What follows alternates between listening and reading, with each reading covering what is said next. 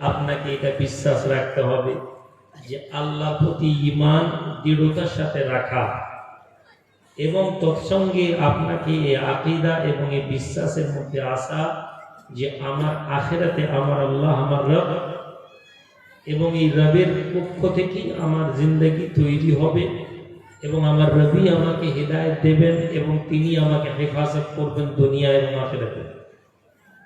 এটা হচ্ছে বুনিয়াদ ইসলামের আদর্শ এবং আকীদা। একটি মাদ্রাসার জলসাতে এসে যদি আপনারা আপনাদের ঈমান ঠিক করে না নিয়ে যেতে পারেন তাহলে সারা রাত এই মাদ্রাসার জলসায় বসার কোনো দাম নেই। কথা বুঝছেন না বুঝেন? সুতরাং বিশ্বাসের মধ্যে সর্ববৃহৎ যে বিশ্বাস হবে সেটা হবে আমাদের তকদিরের ভালো মন্দ সবকিছুর মালিক। জোরে বলুন আল্লাহ রাব্বুল আলামিন আমাদের তকদিরের ভালো এবং মন্দের রিজকের মালিক আমার আল্লাহ, হেফাজতের মালিক আমার আল্লাহ। এটা বিশ্বাস রাখুন। হাজ্জাজ বিন ইউসুফের সামনে এসে হাসান বসরি রহমতুল্লাহ আলাইহিকে দাঁড় করানো হলো। হাজ্জাজ বিন ইউসুফ বলছে, তুমি আমাকে এইসব বিরুদ্ধে বলেছো হে হাসান? হাসান বসরি বললেন, হ্যাঁ বলেছি। হাজ্জাজ বিন ইউসুফ বলল, জানো আমি তোমাকে কতল করে দিতে পারি, হত্যা করে দিতে পারি। হাসান বসরি বললেন যে তুমি যদি আমাকে হত্যা করে দিতে চাও তো করতে পারো, তুমি মনে করছো, কিন্তু আমার মওত যদি আসে, আমার মৃত্যু থাকলে আমি মরব, নতুবা তুমি আমাকে মারতে পারো না। এ কথা শোনার পরে হাজ্জাজ বিন ইউসুফ ছেড়ে দিল, যাও। সঙ্গী সাথীরা অবাক হয়ে গেল, কেননা হাসান বসরিকে আনার আগে হাজ্জাজ যেখানে হত্যা করা হয়, যে কাপড়ের উপরে ত্রিপালের উপরে যাতে তার রাজপ্রাসাদে হত্যা করা হলেও সেই রক্ত যেন মাটিতে না লাগে সেটা বিছানো ছিল। লোকেরা জিজ্ঞেস করলো যে আপনি হাজ্জাজ বিন ইউসুফকে ছেড়ে, আপনি হাসান বসরিকে ছেড়ে দিলেন কেন? সে বলতে লাগলো, আমি হাসান বসরিকে হত্যা করতে চাইলাম, আমি ভাবলাম ওকে অর্ডার দিয়ে দিই যে হাসান বসরিকে কতল করো, কিন্তু যতবার আমি এ কথা বলতে যাচ্ছিলাম আমার অন্তরের মধ্যে ভয় এবং আতঙ্ক আমাকে ঘিরে ধরছিল, ফলে আমি একবারও বলতে পারিনি। আমার মনে হচ্ছিল যদি আমি তাকে বলে দিই আমি মারা যাবো বুক ফেটে। সুবহানাল্লাহ বলবেন। আমার ভাইরা, আমার বাবাজিরা, আল্লাহ পাক রব্বুল আলামিন বান্দাকে হেফাজত করার দায়িত্ব নেন। হাজ্জাজ বিন ইউসুফ বসে আছে, সাঈদ ইবনে মুসাইয়িবকে ডাক দেওয়া হয়েছে। মদিনার হাজ্জাজের লোকেরা বলতে লাগে, হে হাজ্জাজ, সাঈদ ইবনে মুসাইয়িব তোমার সম্পর্কে বিরূপ ধারণা করে এবং মানুষকে তোমার বিরুদ্ধে প্ররোচনা দেয়। সাঈদ ইবনে মুসাইয়িবকে হত্যা করা জরুরি। আরেকজন লোক হাজ্জাজ বিন ইউসুফ মানে সাঈদ ইবনে মুসাইয়িব রাদিয়াল্লাহু তাআলা আনহু তাবিঈ ছিলেন, হত্যা করা দরকার। সাঈদ ইবনে মুসাইয়িবকে নিয়ে আসা হলো, এই সাঈদ তুমি আমার বিরুদ্ধে কথা বলো। সাঈদ ইবনে মুসাইয়িব বলেন, হ্যাঁ বলি। বললো, তুমি জানো এই কথা বলার জন্য আমি তোমাকে কতল করে দিব, হত্যা করে দিব? আল্লাহর বান্দা সাঈদ ইবনে মুসাইয়িব জবাব দিয়েছিলেন, যে জবাব পৃথিবীর ইতিহাসে স্বাক্ষর স্বর্ণাক্ষর লেখা আছে। এই জওয়ানেরা, যুবকেরা, এই কাঞ্চনপুরের মানুষেরা, এই মাদ্রাসায় ওয়াজ শুননেওয়ালারা শুনে রেখে দিন, আল্লাহর বান্দা সাঈদ ইবনে মুসাইয়িব বলেছিলেন, হে হাজ্জাজ, যদি তুমি আমার মওতের মালিক হয়ে যেতে, যদি তোমার হাতে আমার মওতের নির্ধারণ করা হতো, খোদার কসম আমি সেই আল্লাহর ইবাদত ছেড়ে দিয়ে তোমার ইবাদত করতাম। কিন্তু আমি এই কথা বিশ্বাস করি, আমার মওতের মালিক আমার আল্লাহ। সাঈদ ইবনে মুসাইয়িব এই কথা বললেন যে আমি যদি, তুমি যদি মৃত্যু ঠিক করবে এটা ভাবতাম, তো আমি আল্লাহকে ছেড়ে তোমার ইবাদত করতাম। এটা ছিল ঈমান। আজ আমরা এখানে এসে বসেছি, আজকে আমাদের ঈমান কোথায়? মসজিদে চলে গেছে। আজকে ঈমান বলতে আমরা মনে করছি যে নামাজ পড়ে নিলেই হয়ে যাবে। ঈমান বলতে আমরা জলসার মজলিসকে নিয়ে এসেছি। ঈমান মানে জলসা শুনবো, হুজুরের হাতে কিছু টাকা পয়সা দিব, বাস ঠিক। ব্যবসার জায়গায় ব্যবসা, বাণিজ্যের জায়গায় বাণিজ্য। ঈমান বলতে গেলে রাজনীতির কথা এসে যায়, এই বাবা বিজেপি এসে গেলে গলা কেটে দিবে, বিজেপি এসে মেরে দিবে। শুনুন, ভোট কাকে দিবেন আপনাদের ব্যাপার, কিন্তু এই বিশ্বাস নিয়ে যদি কেউ প্রচার করে বিজেপি এসে গেলে মুসলমানদের ক্ষতি হয়ে যাবে, মুসলমানরা ধ্বংস হয়ে যাবে, এ কথা বলনেওয়ালা এবং এই কথা বিশ্বাস করনেওয়ালা দুজনেই বেঈমান হয়ে যাবে। কথা ঠিক বলছি না ভুল বলছি? কেননা আপনি আকীদার মধ্যে এসে গেলেন যে বিজেপির হাতে আমাদের ভালো মন্দ, যখন কি আল্লাহ বলছেন, আল্লাহ কোরআনে বলছেন ইউরিদুনা লিইউতফিউ নূরাল্লাহি বিআফওয়াহিহিম আল্লাহু মুতিম্মুন নূরিহি ওয়ালাউ কারিহাল কাফিরুন। তারা মনে করে আল্লাহর নূরকে, তারা ইচ্ছা করে আল্লাহর নূরকে, প্রজ্বলিত নূরকে ফুঁক দিয়ে নিভিয়ে দিবে। তারা মনে করে ইসলামকে তারা মিটিয়ে দিবে। আল্লাহ বলছেন আল্লাহ তার দ্বীনকে, প্রজ্বলিত দ্বীনকে জিন্দা রাখবেন, আল্লাহ তার নূরকে জীবিত রাখবেন, অর্থাৎ নূর জ্বলতে থাকবে, ইসলামের আলো জ্বলতে থাকবে। ওরাও কারিহাল কাফিরুন, যদিও কাফেররা এটা অপছন্দ করে, তারা মনে করে যে ইসলামটাকে তারা ধ্বংস করে দিবে। আজকে আমি আপনাদের এখানে বলে দিয়ে যাই, ইমানের আকীদা, হ্যাঁ আপনি এটা বলতে পারেন বিজেপি এসে গেলে অনেক কিছু ইসলামের জন্য ক্ষতি করার চেষ্টা করবে, এটা পর্যন্ত ঠিক আছে। তবে বিশ্বাস রাখতে রকম কাফের এবং মুশরিক সবাই একই বলে গরু, কুল্লু কুফরুন মিল্লাতুন ওয়াহিদা। কেউ পরিষ্কার দাঁড়িয়ে বলছে আজান বন্ধ করো, কেউ ভিতরে ভিতরে বলছে যে মাইকের 4 ডেসিবেল কমিয়ে দাও। পাঞ্জেগানা আজানের জন্য মসজিদের আইন হলে বায়ু দূষণ হয়ে যাচ্ছে, শব্দ দূষণ হয়ে যাচ্ছে, ঘন্টার পর ঘন্টা মেলা চলছে, ঘন্টার পর ঘন্টা কি বলে কীর্তন চলছে, ঘন্টার পর ঘন্টা আপনার গান বাজনা চলছে, সারা রাত ধরে অর্কেস্ট্রা চলছে, শব্দ দূষণ হয় না। সুতরাং এই আকীদা যদি আমাদের মধ্যে থাকে, আমরা ঈমান থেকে বরবাদ হয়ে যাই। সুতরাং সংক্ষেপে ইসলামের প্রতি দৃঢ়তার সাথে ইসলামকে ধরুন, আল্লাহ রশিকে মজবুত করে ধরুন, একত্রিত হয়ে ধরুন। আজ মুসলমান বিক্ষিপ্তভাবে ঘুরছে কেন? কারণ মুসলমান এক ছাতায় নেই। আজ মুসলমান এক ইমাম মানতে রাজি নয়, মুসলমান নেতৃত্ব মানতে রাজি নয়। আফসোস তার আফসোস। অপরদিকে আকীদার মধ্যে, বিশ্বাসের মধ্যে আল্লাহর প্রতি আপনি বিশ্বাস রাখুন, এবং দ্বিতীয় ঈমান রাখুন আল্লাহর নবীর প্রতি মহব্বতের। জোরে বলুন সুবহানাল্লাহ। এই যুবকের দল, আজকে আমাদের ঈমান কমজোর হচ্ছে, কেন? আমাদের নবীর প্রতি মহব্বত কমে গেছে। আগে মানুষ নবীকে ভালোবাসতো, তাদের ইবাদত অনেক বেশি ছিল না, তাদের আমল অনেক বেশি ছিল না, তারা আমাদের মতন দোয়া দরুদ এত জানতো না, তারা এত সহি অবস্থায় নামাজ পড়তে পারতো না, কিন্তু তাদের ঈমান ছিল স্বচ্ছ। তারা নবীকে মহব্বত করতো, এটা মুখে এবং অন্তরে দুই জায়গায় সমান ভাবে বলতো। সাহাবাদের মহব্বত তাদের অন্তরে ছিল। আজকে আমাদের মহব্বত হচ্ছে মুখে, নবীর জন্য জান দিব, এটা আমাদের জন্য বলা সহজ, কিন্তু আসলে নবীর জন্য জান দেওয়া তো দূরের কথা। নবীর নামে গালাগালি করে কেউ বেরিয়ে গেলে আমরা চুপ থাকবো। বাবাজি, আজকে যদি কোনো রাজনীতির নেতা, বিজেপির লোক, বুদ্ধদেব ভট্টাচার্য বলে দিল মাদ্রাসায় সন্ত্রাস হয়, আমাদের মুসলমানদের ঈমান কলবল করে উঠলো, বুদ্ধদেবের মুন্ডুপাত করে দিলাম। আজকে যদি বিজেপির কোনো নেতা এখন বলে দেয় মুসলমানদের ব্যাপারে কিছু, আমাদের ঈমান কলবল করে উঠবে, আমাদের নেতারা বলবে ইসলামকে ধ্বংস করে দিচ্ছে। কয়েকদিন আগে একজন তৃণমূলের নেতা মুসলমান লোক বলে দিল দাড়িওয়ালা, মনে আছে আপনাদের? আমি কত আফসোস হয়। আপনি বলুন তো কোন মুসলমান প্রতিবাদ করেছে? কেন না? মুসলমান লোক বলেছে, তাই তো। আমি মুসলমান লোক, এক মুসলমান আরেক মুসলমানকে দাঁড়িয়ে নিয়ে ঠাট্টা করবো, আমাদের গায়ে লাগেনি। কিন্তু যদি একজন অমুসলমান বলে, আমাদের ঈমান জিন্দা হয়ে যায়। তার মানে আপনার ঈমান নেই। আপনি ব্যক্তি আক্রোশে আপনি কথা বলছেন, আপনি ইসলামের জন্য বলেন। মহব্বত কেমন হবে? আল্লাহ রসুল বসে আছেন, সাহাবারা বসে আছেন, এমন সময় বলছেন, একজন এসে বলছি ইয়া রাসূলুল্লাহ, ওই ব্যক্তিটা আপনার বিরুদ্ধে খুব আজে বাজে কথা বলছে। দীর্ঘদিন শুনতে শুনতে আল্লাহ নবী বলছেন, এই লোকটা তো বড় সমস্যা করছে, কেউ আছে এই লোকটা থেকে আমাকে ছুটকারা দিন।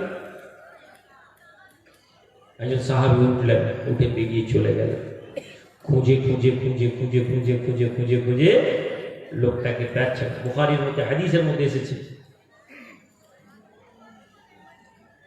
তিনি যখন যাচ্ছেন ঘোড়ায় করে, এমন সময় নামাজের ওয়াক্ত হয়ে গেছে।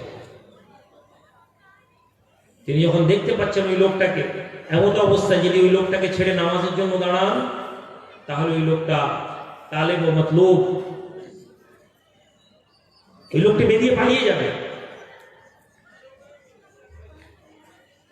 ওই লোকটি বেরিয়ে চলে যাবে যে লোকটাকে খুঁজছেন তিনি। আর যদি পিছনে পিছনে ঘোড়া নিয়ে ছুটেন তাহলে ওই লোক নামাজ ছেড়ে দিবে, নামাজ চলে যাবে। তিনি ওই রকম অবস্থায় ঘোড়ার জিনের উপরেই নামাজের নিয়ত বেঁধে দিলেন। সুবহানাল্লাহ বলবেন না? মুসলমান, তোমার নামাজে একটু পাটা কম ফাঁকা হচ্ছে বলে হ্যাঁ নবীর বুখারীতে আছে পাটা ফাঁক করে দাও, হাতের বুকটা একটু কমজোর উঠে হাতটা উপরে পেটে, তুমি বুখারীর এই হাদিস, বুখারীর এই হাদিসগুলো দেখো সাহাবায়ে রাসূলরা কি মুহাব্বত রেখেছিলেন। যখন পৌঁছে যাচ্ছেন ওই অবস্থায় নামাজ পড়তে ধরলেন, কথা বলতে বলতে নিয়ে এসে একটা জায়গায় ওকে কতল করে দিলেন আল্লাহ নবীর বিরুদ্ধে ষড়যন্ত্র করার জন্য। ইসলাম অনুমতি দেয়, পৃথিবীর সমস্ত রাষ্ট্র ব্যবস্থায় দেয় অনুমতি। রাষ্ট্রের বিরুদ্ধে ষড়যন্ত্র করলে তাকে হত্যা করা হয়, জাসুসিয়ত করলে তাকে মেরে দেওয়া হয়। এটা তো মিডিয়ার একটা প্রচার। এই মুসলমানেরা তার নবীর বিরুদ্ধে কেউ বললে তাকে হত্যা করা হয়। পৃথিবীর কোন ধর্মে হত্যা করা নেই, সবাই হত্যা করেছে। আল্লাহ নবী সাহাবী ওই জালেমের শরীরের মাথাটা নিয়েছে, বলেন ইয়া রাসূলুল্লাহ ইয়া হাবিবাল্লাহ, হুজুর আপনার দুশমনের, আপনার বিরোধীর যে ব্যক্তি আপনাকে কষ্ট দিয়েছে, আজ তার আপনার কদমে তার মাথাটা রেখেছি। আল্লাহ নবী দয়াল নবী বলেন, হে আমার সাহাবা বলো তুমি কি চাও? ইয়া রাসূলুল্লাহ ইয়া হাবিবাল্লাহ, হুজুর আমি আপনার কাছে কি চাইতে পারি? তবে আল্লাহর নবী যদি আপনি আপনার হাতের এই লাঠিখানাটা আমাকে দিয়ে দিতেন বড় খুশি হতাম। হুজুর আপনার হাতে লাঠিটা চাই। আল্লাহ নেই বলছেন এই লাঠি নিয়ে কি করবে? ইয়া রাসূলুল্লাহ ইয়া হাবিবাল্লাহ, হুজুর দুনিয়া থেকে যেদিন বিদায় নেব আমি আমার কবরের মধ্যে আমার বংশের মানুষদেরকে, আমার আওলাদদেরকে বলে দিয়ে যাব আমার কবরের মধ্যে যেন এই লাঠিখানা দেয়, আর এই লাঠি নিয়ে আমি দুনিয়ার জমিন থেকে চলে যাব। কাল কিয়ামতের মাঠে লক্ষ লক্ষ কোটি কোটি মানুষ যখন আপনার সামনে থাকবে, ইয়া রাসূলুল্লাহ আমি এই লাঠিখানা নিয়ে আপনাকে দেখাবো আর বলবো আল্লাহর নবী আমি সেই ব্যক্তি যাকে আপনি দুনিয়াতে এই লাঠি দিয়েছিলেন, ইয়া রাসূলুল্লাহ আমার জন্য জান্নাতের সুপারিশ করে দিন। এটার নাম ঈমান। পূর্ণ বিশ্বাস আল্লাহর প্রতি থাকবে, কিন্তু এই আকীদা থাকবে যে আমার জান্নাতে যাওয়ার উসিলা আমার কে হবেন? নবী। এটা হবে ঈমান। আপনার ঈমান হবে না আপনি আল্লাহর প্রতি পূর্ণ বিশ্বাস করে আপনি মনে করছেন আমি নামাজ পড়ে জান্নাত চলে যাব, আল্লাহর প্রতি পূর্ণ বিশ্বাস করে আপনি মনে করছেন আমি রোজা রেখে জান্নাত চলে যাব না, এটা পূর্ণ ঈমান না। পূর্ণ ঈমান আমার তকদীরের ভালো মন্দ সবকিছু আল্লাহর হাতে। আমি চাইবো আল্লাহর কাছে, আমার কষ্ট হবে আমি বলবো আল্লাহকে, পৃথিবীর কেউ আমার কষ্ট লাঘব করার মালিক নয়। এটা বলার পরে আপনার এই বিশ্বাস রাখতে হবে আমার আখিরাতে আমাকে পার করার মালিক আমার আল্লাহ আমার নবীকে দেবেন, আমার নবী হবেন আমাদের রাহবার, তিনি আমাদেরকে জান্নাতে নিয়ে যাবেন। বাবাজি, আমার ভাইরা, আমার বন্ধুরা, এই আকীদাগুলোকে ধরে রাখুন। আর এটা কেন কটে যাচ্ছে? আজকের দিনে আমাদের মাঝে সেই মানুষগুলোকে আমরা পাচ্ছি। আজ আমরা ইউরোপের মতন দেশের মতন হয়ে যাচ্ছি, আমরা সবাইকে এক মনে করছি, আমরা সব সমান। তুমিও মানুষ, আমিও মানুষ, তোমার কাছে যা আছে আমার কাছেও তাই আছে, সুতরাং তোমার আমার মধ্যে কোনো পার্থক্য নেই। কি ভাই, তাই তো নাকি? আমরা এখানে আপনারা যারা সবাই বসে আছেন আমরা সবাই এক তো নাকি? আমরা সবাই এক না। এই আকীদা ইউরোপ থেকে ডেমোক্রেসির নামে এসেছে। পৃথিবীর সবাই সমান, পৃথিবীর সবাই সমান হতে পারে না। আপনি আমি এক নই, আপনি আমার থেকে ভালো অথবা আপনি আমার থেকে খারাপ, আপনি আমি এক হতে পারি না। এক হতে হওয়া হয় না, কোনো পৃথিবীর কোনো মানুষ এক হয় না। আপনি আমার থেকে ভালো হতে পারেন অথবা আমি আপনার থেকে ভালো হতে পারি, দুজনেই এক, এটা হবে। আমরা দুজনে এক নই কেন? পৃথিবীর সব মানুষ এক নয় কেন? আল্লাহ নবী বলছেন আল্লাহর দৃষ্টিতে সবাই এক নয়। কেন তারা এক নয়? আল্লাহ রাসূল সাল্লাল্লাহু আলাইহি ওয়াসাল্লাম বলছেন যে আল্লাহ পাকের হাদিসে কুদসি আল্লাহর একদল মানুষ আছেন যারা ফরজ ইবাদত ছেড়ে নফল ইবাদত করতে থাকেন। তারা নফল ইবাদত করতে করতে আল্লাহ পাকের এত প্রিয় হয়ে যান, আল্লাহর এত কাছে হয়ে যান যে তারা যখন কোনো চোখ নিয়ে দেখেন সেটা আল্লাহর দেখা হয়ে যায়। তারা যখন কোনো জবান নিয়ে কোনো কথা বলেন সেটা আল্লাহর বলা হয়ে যায়। তারা যখন কোনো হাত নিয়ে ধরেন সেটা আল্লাহর বলা হয়ে যায়। ভাই আমার বাবাজি, এরা কারা? এরা কারা? কোন মানুষ? এরা হচ্ছেন ওই লোক যাদেরকে আল্লাহ পাক কোরআনে বলেছেন আলা ইন্না আউলিয়াল্লাহি লা খাউফুন আলাইহিম ওয়া লা হুম ইয়াহজানুন। তারা হচ্ছেন আল্লাহর সেই প্রিয় বান্দা, সেই কাছের লোক যাদের কোনো ভয় এবং চিন্তা নেই, তাদের দুনিয়ার জমিনে তারা পরোয়া করেন না। আমার পরোয়া হয় কাঞ্চনপুরের এই যুবক ছেলেদেরকে হাতে রাখতে হবে, হাত ছাড়া হয়ে গেলে আমার ক্ষতি হবে, আমার পরোয়া হয়। সুতরাং আমি আল্লাহর ওলি হতে পারি না। আপনার পরোয়া হয় বোধহয় হুজুরকে যদি না নিয়ে আসি কালেকশনটা কম হবে, হুজুরকে দাওয়াত করতে হবে কালেকশনটা করার। আপনি আল্লাহর ওলি হতে পারেন না। আল্লাহর ওলি কে হবে? আল্লাহর ওলি হবে সেই মানুষ যারা দুনিয়াকে পরোয়া করবে না, তাদেরকে আপনাকে খুঁজতে হবে। যারা দুনিয়াকে লাভ মেরে দিবে। ভালো একজন আল্লাহর বান্দা মজ্জুব ছিলেন, বাদশাহ হারুন আল রশিদের জামানায়। মজ্জুব ফকির, কিন্তু তাকে জামানা সেই সময় লোকটাকে মজ্জুব বলতো, পাগল বলতো, দানা বলতো, দিওয়ানা বলতো, বাহলুল দানা, বাহলুল দিওয়ানা। কিন্তু তিনি যখন কোনো কথা বলতেন তখন সে কথার মাত্রা ছিল। অথচ লোকটাকে পাগল। মসজিদে যাচ্ছেন, জুতো বগলে করে নিয়ে নামাজে দাঁড়িয়েছেন। শাহী মসজিদ, আমির উমরা সবাই মসজিদের বাইরে জুতা খুলে, যে বাদশা জুতা খুলে, আর বাহলুল দানা জুতো বগলে করে মসজিদের মধ্যে গিয়ে নামাজ পড়ে। আলেম লোক হোম ঘর তো একটু থাকবেই, ইলমের তো একটা গরম হয়, যাদেরকে আল্লাহ হেফাজত করেছেন তারা ছাড়া। বাদশার কানে কানে বলছেন, হুজুর দেখেছেন এই বাহলুলের কারবার, বড় বেয়াদব।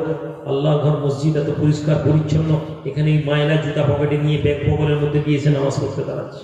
হুজুর মানা করো। বাদশা বলছে, না বাহলুল তুমি জুতা এখানে ভিতরে নিয়েছে বসে। বলে জবাব দিচ্ছে, হুজুর বাদশা বাইরে জুতা রাখলে আমার নামাজ হবে না। মানুষ আমির ওমরা বকে ফেলে, হুজুর দেখেছেন একদম পাগল লোক, বাইরে জুতা রাখলে নামাজ, এসব কি কথা? বাদশা বলছে, তুমি বেয়াদবি করছো, জুতা বাইরে রাখবে। নামাজের সময় আর যায়নি। বাদশার জুতা আছে, জুতা তুলে নিয়ে পালিয়ে গেছে।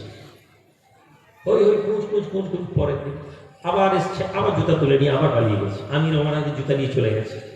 3-4 দিন যখন হই হই হয়েছে, তখন বাদশার লোক দাঁড় করে, কে জুতা নিয়ে পালাচ্ছে দেখো। বাহলুলকে ধরে ফেলেছে, সৈন্যরা ধরে নিয়েছে।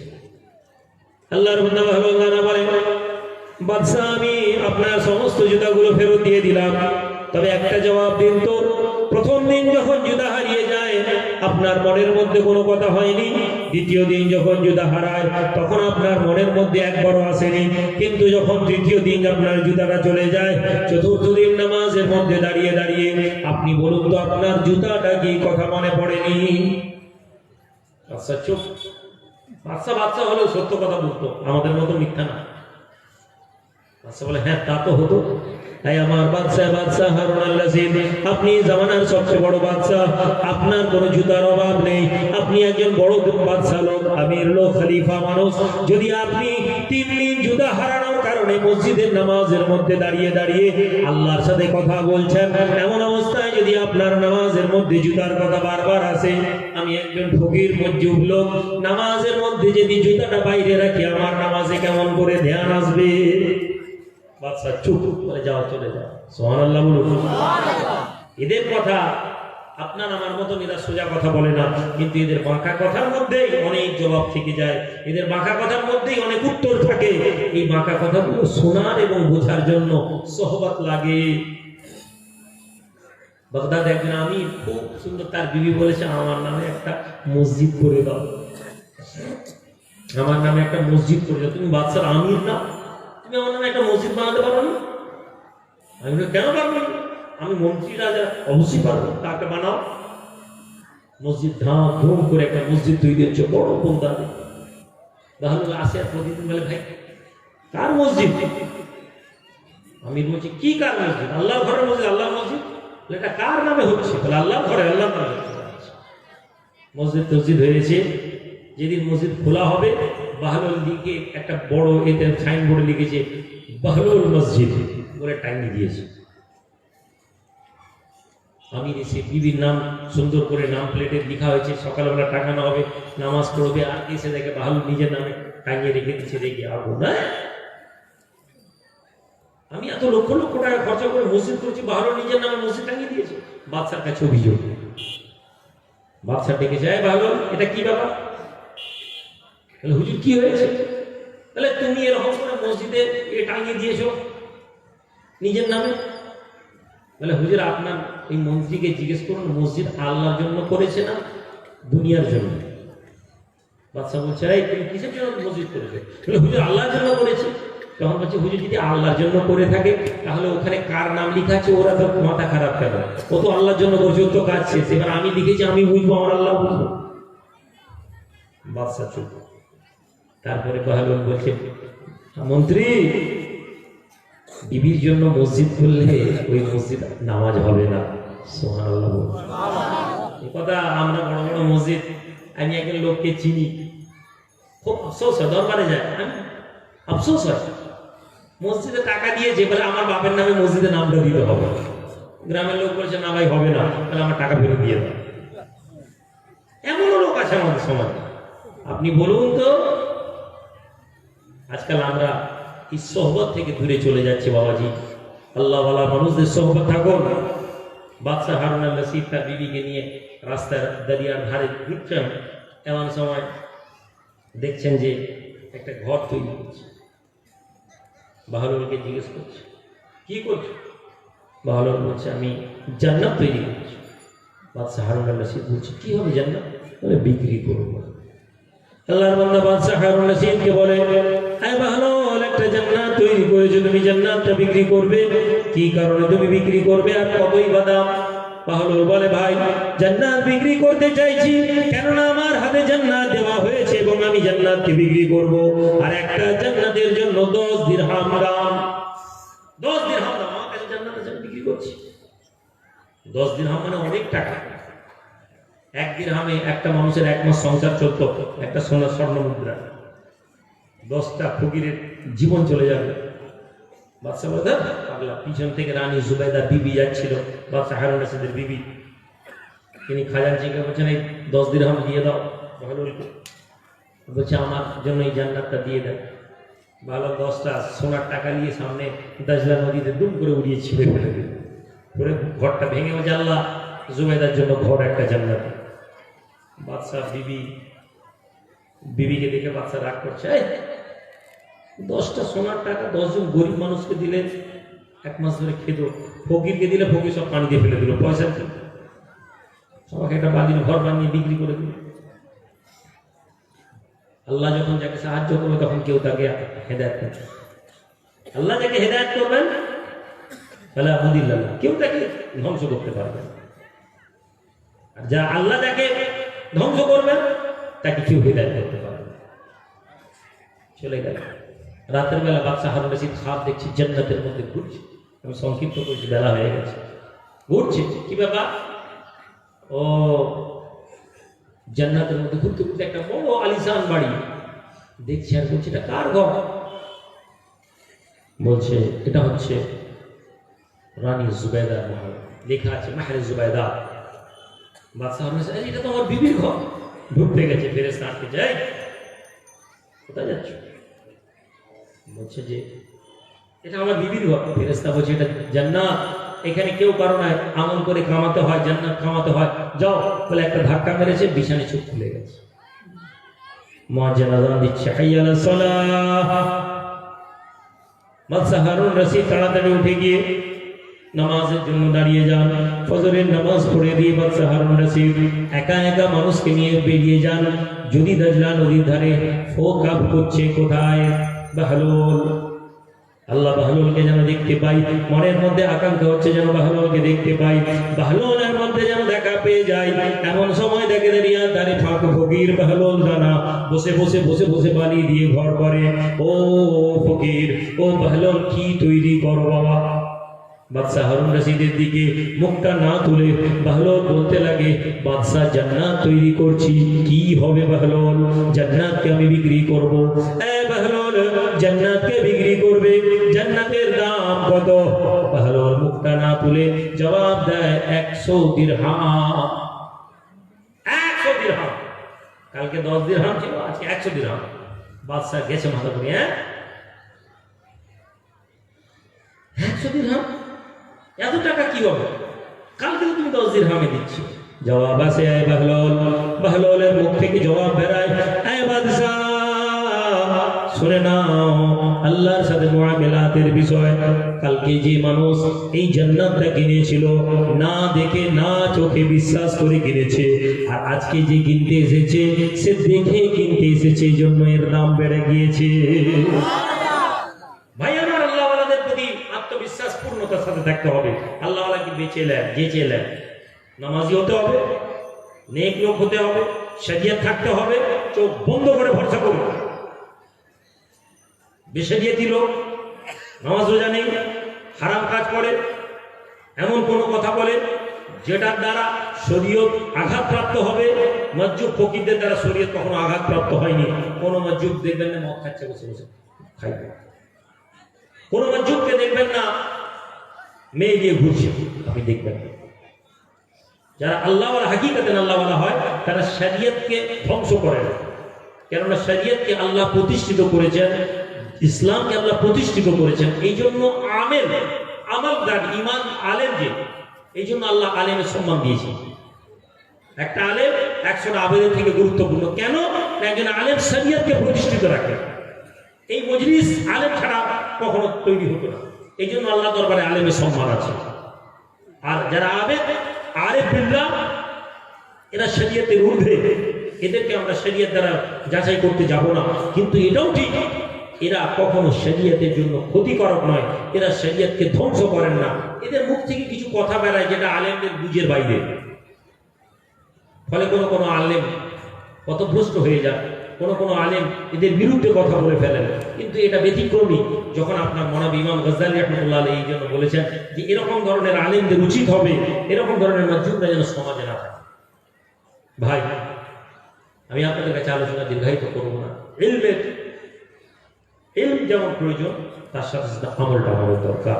আল্লাহ ওয়ালাদের সোহবত চলে আসুন। আমরা আল্লাহ ওয়ালাদের সোহবতের বাইরে থাকার কারণে এই অবস্থা হয়েছে। আমি আমার আলোচনা খুব বেশি দীর্ঘায়িত করব না। পূর্বেই বলে দিয়েছি যে যেহেতু মাদ্রাসার জলসা, কিছু কথা বলতে হয়। আপনারা এই কাঞ্চনপুর মাদ্রাসার ছেলে আপনারা পাঠাবেন, এবং এই মাদ্রাসা নিয়ে কিছু অভিযোগ আসছে বিভিন্ন জায়গা থেকে। আমার কাছে কয়েকটি ঘটনা এরকম কানে এসেছে, আপনাদের একটু সহযোগিতার দরকার। দুর্নীতি সর্বত্র আছে বাবাজি, সর্বত্র দুর্নীতি আছে। বহু মানুষ কাঞ্চনপুর মাদ্রাসার নাম করে কালেকশন করে নেয়, আমি শুনেছি। অথচ আমরা আমাদের মাদ্রাসায় এরকম ধরনের কোনো যারা কালেকশন করেন কালেক্টর রাখি না। আমাদের উস্তাদরাই যান, তারা কালেকশন করেন, এবং এটা পরিষ্কার সমস্ত উস্তাদকে নির্দেশ দেওয়া হয়েছে বিল বই ছাড়া কারো কাছে পয়সা নেবেন না। আমি আশা করবো কোনো শিক্ষক এরকম আপনাদের সাথে করেন না। হয়তো বেখেয়াল হয়ে যান, পরে আপনাদের জিম্মেদারি আপনারা চেয়ে দিবেন যে ভাই আমাদের বিলটা দিয়ে দিন। মাদ্রাসার শিক্ষকদেরকেই কেবলমাত্র বিলের জন্য পাঠানো হয়, তারাই মাদ্রাসার কালেকশন করেন। এই জন্য বাইরের কোনো মানুষকে আপনারা কালেকশন দেবেন না। এক। দ্বিতীয় কথা হচ্ছে, কাঞ্চনপুর মাদ্রাসার বিল বই এই বছর আমরা পরিবর্তন করেছি। পুরনো বিল বই, নকল বিল বই বহু লোক নিয়ে চলে গেছে, বহু টাইম দেখা গেছে ছাপিয়ে দিয়েছে। এবছর আমাদের যে মাদ্রাসার বিল বই হয়েছে, সেই বিল বইয়ে সাল দেওয়া আছে, প্রতি বছর বিল বই পরিবর্তন হবে। পুরনো বিল বইয়ে আপনারা কখনো কালেকশন কাউকে দেবেন না। চতুর্থ কথা, মাদ্রাসায় আপনারা আপনাদের যাকাত ফিতরার অংশটা মাদ্রাসায় দেবেন, কেননা যাকাত ফিতরার উপরে নির্ভর করে এই খারেজি মাদ্রাসাগুলো চলে। আমি কয়েকদিন আগে কলকাতা টিভিতে একটা ইন্টারভিউ ছিল, আপনারা কিন্তু দেখেছেন কিনা আমি জানি না। সেখানে তারা কিন্তু বারবার মাদ্রাসা শিক্ষার বিরুদ্ধে বলার চেষ্টা করেছিল। আমি কিন্তু আমার দিক থেকে আমি বুঝিয়েছিলাম, বলেছিলাম, এবং আলহামদুলিল্লাহ এই মাদ্রাসাগুলো, এই খারেজি মাদ্রাসাগুলো একমাত্র আপনাদের দ্বারা চলে। এই কাঞ্চনপুর মাদ্রাসার মানুষ যারা আপনারা এসে আজকে এত ইন্তজাম দেখছেন, এগুলো কিন্তু মাদ্রাসা কর্তৃপক্ষ করে না। এই পুরো এই ইন্তজাম 90% লোক কাঞ্চনপুর গ্রামেরই মানুষরা করে। সুবহানাল্লাহ। এই যুবক ছেলে, জওয়ান ছেলে, যাদের হয়তো অনেক আমল নেই, যাদের হয়তো অনেক নেকি নেই, কিন্তু আমি এটা বিশ্বাস করি তারা আল্লাহ এবং তার রাসূলের সন্তুষ্টির জন্য এমন কিছু কাজ করে যেটা তাদের জন্য জান্নাতে যাওয়ার উসিলা হয়ে যাবে। বাবাজি, আমরা কেউ আল্লাহ দরবার থেকে নিরাশ হতে পারি না। আমরা কেউ আল্লাহ দরবারে অভাব নেই। আল্লাহ অভাবী নন, আমরা অভাবী, আমরা হচ্ছি ফকির। সুতরাং আল্লাহ পাক কাকে জান্নাত দিবেন তার কোনো কারণ লাগবে না। বাস তিনি যদি মনে করেন যে আমি জান্নাত দিব বান্দাকে, তিনি জান্নাত দিবেন। হ্যাঁ, শিরক যেন না থাকে। মুশরিককে তিনি দেবেন না, তিনি হারাম করে দিয়েছেন। আর আল্লাহ ওয়াদা হোক, আল্লাহ কখনো কথা থেকে বিমুখ হন না। আল্লাহ বলে দিয়েছেন মুশরিকদের জন্য তিনি জাহান্নাম জান্নাতকে হারাম করে দিয়েছেন। সুতরাং কোনো মুশরিক জান্নাতে যাবে। কিন্তু ইমানদার ব্যক্তি লা ইলাহা ইল্লাল্লাহ পড়েছে, কিন্তু তার আমলে নামাজ নেই, রোজা নেই, হজ নেই, যাকাত নেই, নেক আমল নেই, উপরন্তু মদ আছে, জিনা আছে, ব্যভিচার আছে, ডাকাতি আছে, চুনি আছে, খুনি আছে, চুরি আছে, সব খারাপ আমল আছে। লা উবালি ইয়া ইবনা আদম, হে বনি আদম, আমি পরোয়া করি না, আমি চাইলে তোমাকে আমি জান্নাত দিব। বান্দা জান্নাত চাইনি, আল্লাহ তাকে জান্নাত দিবেন। সে জীবনে কোনোদিন হাত তুলে পড়েনি আল্লাহ আমাকে জান্নাত দাও, এ কথাও বলেনি। কিন্তু সে কোনোদিন রাস্তা দিয়ে যেতে যেতে একটা কোনো কাঁটাকে তুলে ফেলে দিয়েছে, রাস্তায় লোক যাবে, কষ্ট পাবে, এই ভেবে সে কাঁটাটা তুলে সরিয়ে দিয়েছে। আল্লাহর দরবারে তার নাম জান্নাতি বলে ঘোষণা করে দেয়। এটার নাম ইসলাম। সুতরাং আমি আপনাদের কাছে বলছি, ভালো আমল করার চেষ্টা করুন, নেক আমল করার চেষ্টা করুন। আর যুবকদেরকে বলবো, বাবাজি নামাজটা ধরুন। এই করোনা ঘরে ঢুকে গেছে, ভয় আতঙ্ক কত কি হয়েছে। মাশাআল্লাহ, আমার মৌলানা আব্বাস সাহেব, মৌলানা আরো কয়েকজন মৌলানা বলছে, হুজুর এইসব মহামারী ফহামারী কিছু নেই, এগুলো সব বাজে কথা। আমি বলেছিলাম যে ভাই, অনেক ক্ষেত্রে আমাদেরকে মানতে হবে, কেননা যে দেশে আমরা বাস করছি, শুধু এ দেশ বলে না, গোটা পৃথিবীর বড় বড় পাক উপমহাদেশ, বাংলাদেশ, ভারত, পাকিস্তান সহ বিশ্বের বড় বড় আলেমরা একত্রিত হয়ে ফতোয়া দিয়েছেন। এখন আপনার আমার হাতে তো নেই, কিন্তু এই জায়গাটা ভাবুন তো, যদি এরকম একটা দুর্ঘটনা ঘটতো, মানুষ বেরোলে মরে যেত। আপনি আমি খবর হচ্ছে, আমার একটা খালাতো ভাই পরশুদিন অ্যাক্সিডেন্ট করে মারা গেল। খবরের মধ্যে যখন তার লাশ শুয়াচ্ছি, তখন আমার তার টাটকা রক্ত আমার হাতে লেগে গেছে। আমার খালাতো ভাই, আমার সব হয়েছে, আমার থেকে 1 বছরের মনে ছোট ছিল, একসাথে গল্প করতাম। আমরা 4 জন ছিলাম একদম কাছে। আমার বড় মামা সেজু ছেলে মুস্তাফিজুর রহমান, যে কাঞ্চনপুর মাসে পড়াশোনা করেছে, পরে ফুলফুরা মাসে পড়া করেছে, কিডনি ড্যামেজ হয়ে আম্মা জানার হাতে দম ভেঙেছে কলকাতায়।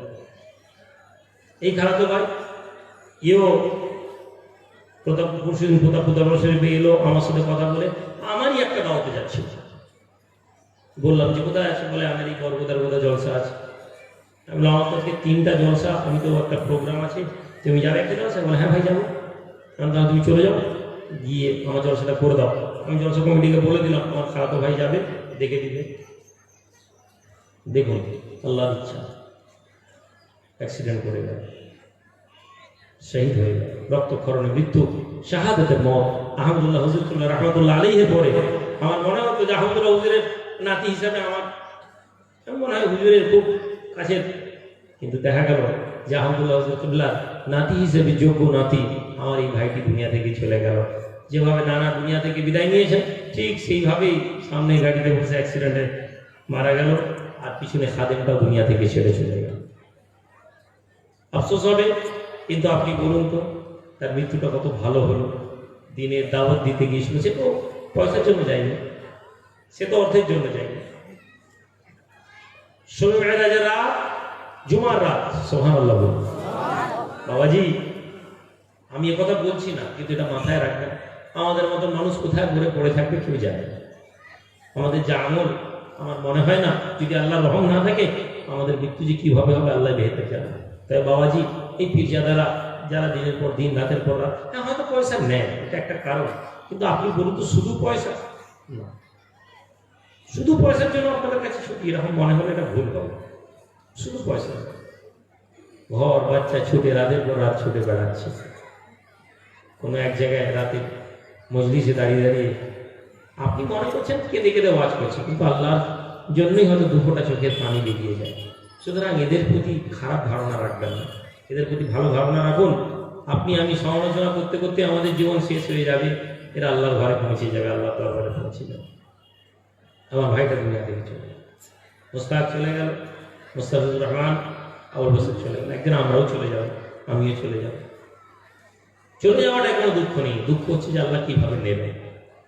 যদি ইমানের মৃত্যু না হয়, এই এত দুনিয়ার এত সাজ সজ্জা, ভাইজান, এই হুজুর ভাইজান, কিছুই দাম নেই বাবাজি, কিচ্ছু দাম নেই।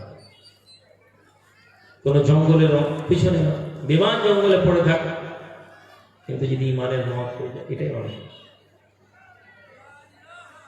আবু যার গিফারী রাদিয়াল্লাহু তাআলা একা একা হাঁটছিল, আল্লাহ রাসূল বলেছেন আল্লাহুম্মা আরহাম আবা যার, আল্লাহ আবু যারের উপরে রহম করো। ইয়ামশুনা ওয়াহিদা, সে একা একা হাঁটছে জিহাদের মাঠে, তিনি ঘোড়াটা উটটা খোড়া হয়ে গেছিল, উনি হেঁটে হেঁটে আসছেন। সাহাবারা তার আগে সমালোচনা করছিলেন, মনে হয় আবু যার মুনাফিকদের সাথে পিছনে রয়ে গেছে। আল্লাহ রাসূল বলছেন যে আবু যার একা আসছে, ইয়ামুতু ওয়াহিদা, সে একা একা দুনিয়াতে মরবে। তাই হলো একদম বেমান মরুভূমির মাঝে দুনিয়া থেকে চলে গেল। বলা হয় যে ফেরেশতারা এসেছিলেন তার দাফন কাফন করার জন্য। হয়ে পড়ছে ওয়াহিদা, কিয়ামতের দিন আল্লাহ রাসূল বলেছেন আবু যার একা উঠবে। যদি মানুষেরা অনেক মানুষদের সাথে উঠবে, আল্লাহ পাক আবু যারকে একাকে তুলবে। সুতরাং হে ভাইরা বাবাজিরা, আমালান সালিহা, নেক আমল করুন, ভালো আমল করুন, তওবা করুন। ইল্লা মান তাবা, আর যে তার তওবা করে নিয়েছে, তওবা করে নিয়ে নেক আমল করেছে, উলাইকাল্লাযী ইউবাদদিলুল্লাহু সাইয়্যাতিহিম হাসানা, আল্লাহ তাদের গুনাহগুলোকে পরিবর্তন করে নেকি করে দিবেন। জোরে বলুন সুবহানাল্লাহ। সুতরাং এই দরবারে আসা, এই মসজিদে আসা, এই কাঞ্চনপুর মাদ্রাসায় আসা, প্রতাপপুর দরবার শরীফের সাথে জুড়ে থাকা, সবের পিছনে আল্লাহ রাজি থাকা দরকার এবং ভালো কাজ করা দরকার। আমরা চেষ্টা করি আপনাদেরকে বলার, আপনাদেরকে বলি বাবু আল্লাহর রাস্তায় খরচা করুন, দান করুন। এই দান হয়তো কষ্ট হয়, কিন্তু বিশ্বাস রাখুন আল্লাহর দরবারে এই দানই কিয়ামতের দিনে আল্লাহ আরশের কাছে ছায়ার কারণ হয়ে যাবে। এই দান আমাদের জন্য জান্নাতে যাওয়ার কারণ হয়ে যাবে। সেদিন বুঝিয়ে দিলাম, আমার নবীর কথা বলছি, আমি আমার কথা বলি। ভাই, আল্লাহ পাক এই মাদ্রাসাকে প্রতিষ্ঠিত করার জন্য আপনাদের কাছে ধন্যবাদ জানাই, আপনাদেরকে শুকরিয়া জানাই। এই মাদ্রাসাকে প্রতিষ্ঠিত করার জন্য আপনারা সহযোগিতা হাত বাড়িয়ে দেন। এবছর আরো একটি কথা বলে দিই, যারা যারা ওয়াদার টাকা দিয়েছেন, আপনাদেরকে একটা চিঠি পাঠানো হবে মাদ্রাসার পক্ষ থেকে। যদি কেউ চিঠি না পেয়ে থাকেন, আমাকে দরবারে জানাবেন, ফোন করবেন যে ভাইজান আমি চিঠি পাই না। আগামী 1 মাসের মধ্যে যে সমস্ত ওস্তাদদের মাধ্যম থেকে আপনারা কালেকশন দিয়েছেন, মাদ্রাসা থেকে আমি গ্রামের 2জন ছেলে এবং মাদ্রাসা শিক্ষক একটা টিম তৈরি করে আমরা দিচ্ছি সম্পর্কটা তৈরি করার জন্য। এবং গ্রামের মানুষদের, যারা গ্রামের ছেলেরা আছেন, তাদেরকে বলে দিই গ্রামের যে কালেকশনটা আসে, গ্রামের সমস্ত ছেলেদেরকে আলাদা আলাদা করে একটা শুকরিয়া আদা করে আমরা চিঠি পাঠাবো। আপনারা যারা চিঠি পাবেন না, সরাসরি প্রতাপপুর দরবার শরীফে আমাকে জানাবেন, আমার সাথে যোগাযোগ রাখবেন। ফোন নাম্বার দেওয়া আছে যে ভাইজান নেই। আমরা চাই যতটা পারি দুর্নীতি মুক্ত মাদ্রাসা রাখতে। আমি অস্বীকার করবো না, মাদ্রাসার বহু ক্ষেত্রে দুর্নীতি ঢুকে গেছে এবং এর জন্য আমরা অনেকেই দায়ী। আমাদেরকে চেষ্টা করতে হবে মাদ্রাসাকে পরিষ্কার করে রাখার জন্য। কি যে কথা ঠিক না ভুল বলছি? আমাদেরকে পরিষ্কার রাখতে হবে, আর পরিষ্কার রাখার জন্য আপনাদের সহযোগিতা লাগবে। আগামী বছর মাদ্রাসার উন্নতি কল্পে এবং মাদ্রাসার জন্য কিছু ওয়াদা প্রতি বছর করা হয়, ওয়াদাগুলো লিখে নেন। কেউ আছেন বাবাজি, একজন আল্লাহর বান্দা 10,000 টাকা মাদ্রাসার জন্য দান করুন। মাশাআল্লাহ। কি নাম? যে আলমগীর ভাই, জাহাঙ্গীর ভাই, বাড়ি কাঞ্চনপুর। কোন উত্তরপল্লী? আমার কাঞ্চনপুর উত্তরপল্লীর জাহাঙ্গীর ভাই 10,000 টাকা দিয়েছেন। তকবীর, নারে তকবীর, নারে তকবীর। বাবাজি আরেকটা যুবক ছেলে কেউ আছেন আল্লাহর বান্দা, 10,000 টাকা। মাশাআল্লাহ। আব্দুল ভাই নাকি? আব্দুল ভাই তো খরচ বেশি, 10,000 টাকা কমের উপরে চাই দিচ্ছে।